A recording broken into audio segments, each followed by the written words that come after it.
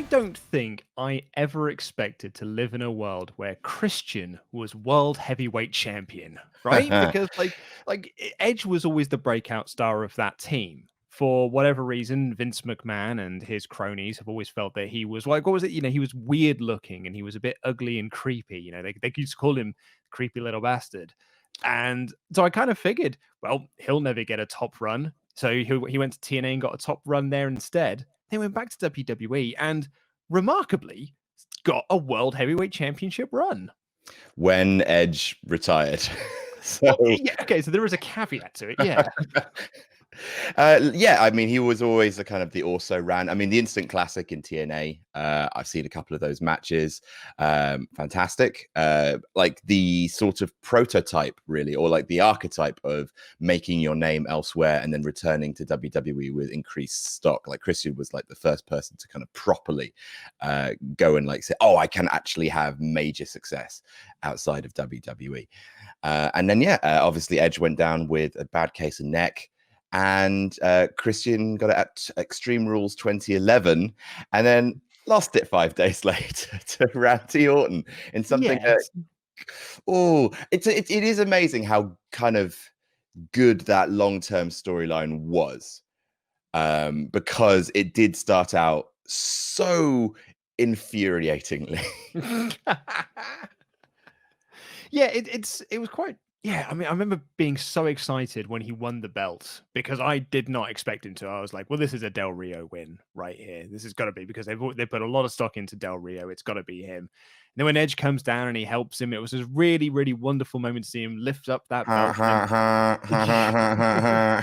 Weirdest interference ever. And then, as you say, I mean, you say 5 days later. Really, it was 2 days later because they were taping SmackDown on Tuesdays at this point. So yes, held it for a couple of days and then dropped it to Randy Orton, Randall Keith Orton. But then they had a really, really good program. Like I loved their World Heavyweight Championship feud in 2011. And because 2011 seems to be quite overshadowed by all the CM Punk stuff, like it's very much Money in the Bank it's the Cena Punk pay-per-view, right? Like that's the one that is in Chicago. It's the one with CM Punk. Then he leaves.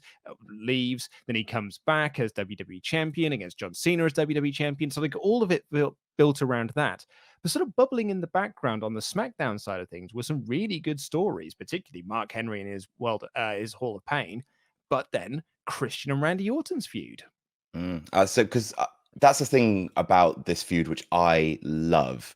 What I love about it is if WWE did this more often, we wouldn't care about the concept of people being buried by losing matches, because this feud showed someone who lost a lot but remained in a compelling program because every loss changed him, which I thought was fascinating. Christian basically started out as the total purest possible version of the babyface.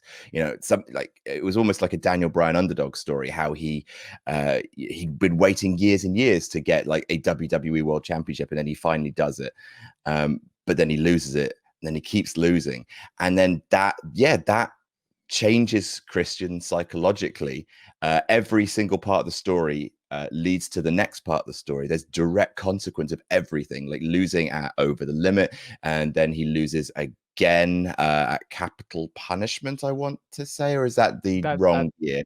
That's the right year. Then that sounds about right, yeah, because that then leads into, because Randy's champion going into Money in the Bank with the stipulation that if either one of them gets DQ'd, then the title still switches hands, and Christian spits in his face to lead Randy on to give him the low blow, so Christian gets his title back. It's brilliant. Like it's pure character work. Christian has been driven mad by not being able to beat, because he knows that Randy's just got his number. He knows he can't do it, and he plays off the incredibly well-established intermittent explosive personality disorder of Randall Keith Orton to fluke his way into a title victory. And the audience, well, I mean, like the crowd absolutely love it. I mean, it's Chicago. They kind of do lean towards the heel, but it was a champion getting the championship in a smart,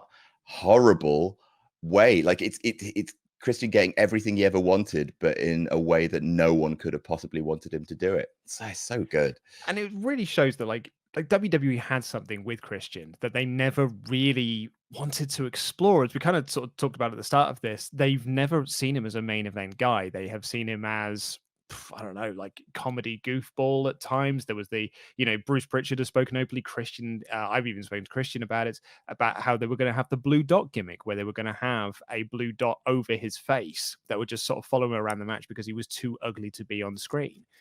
And yet here he's so much more handsome than Edge. Edge looks like a frog. I know. And yet here we're talking about like this incredibly detailed character. And that's down to Christian and it's down to Randy as well. Like those two working those stories into those matches. And the fact that they were like building off spots from previous encounters to build into future matches. And it shows like his run in TNA showed that he could be main event quality. And this also showed that he could be main event quality. But the only reason he got that is because Edge had an owie neck. Yeah, which I'm obviously putting very lightly. Obviously, it was very, it was a little bit. It was life threatening. I'm not taking anything away from that.